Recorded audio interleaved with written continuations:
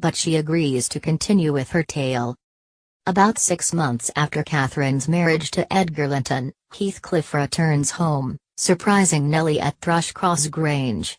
When he comes indoors, Catherine becomes almost giddy with happiness at the sight of him, and their obvious affection for one another makes Edgar uncomfortable and jealous. Heathcliff has grown into a polished, gentlemanly, and physically impressive man, though some hint of savagery remains in his eyes. He announces that Hindley has invited him to stay at Wuthering Heights. This surprises both Catherine and Nellie, but Heathcliff tells Catherine that when he sought Nellie at Wuthering Heights earlier that day, he came across Hindley in a card game with his rough friends. Heathcliff joined them in the gambling, and, because his reckless bid seemed to bespeak a great wealth, Hindley excitedly invited him to return.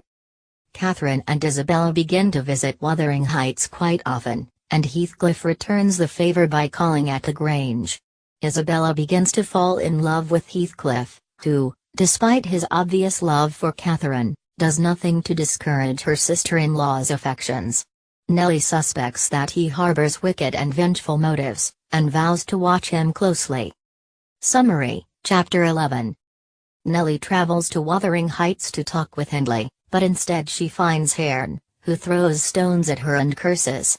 Nellie learns from Herne that Heathcliff has taught the boy to swear at his father, Hindley, and has forbidden the curate, who offered to educate Herne, to set foot on the property.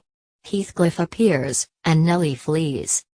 The next day, at the Grange, Nellie observes Heathcliff embracing Isabella. In the kitchen, Catherine demands that Heathcliff tell her his true feelings about Isabella.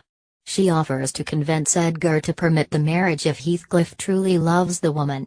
Heathcliff scorns this idea, however, declaring that Catherine has wronged him by marrying Edgar, and that he intends to exact revenge.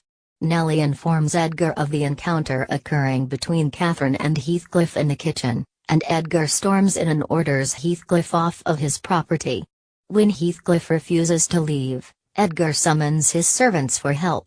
However, Catherine locks herself and the two men inside the kitchen and throws the key into the fire, forcing Edgar to confront Heathcliff without the help of additional men. Overcome with fear and shame, Edgar hides his face. Still, Catherine's taunts goad Edgar into striking Heathcliff a blow to the throat, after which Edgar exits through the garden. In terror of the larger and stronger Heathcliff, Edgar hurries to find help, and Heathcliff, deciding that he cannot fight 3 armed servants, departs. In a rage, Edgar declares that Catherine must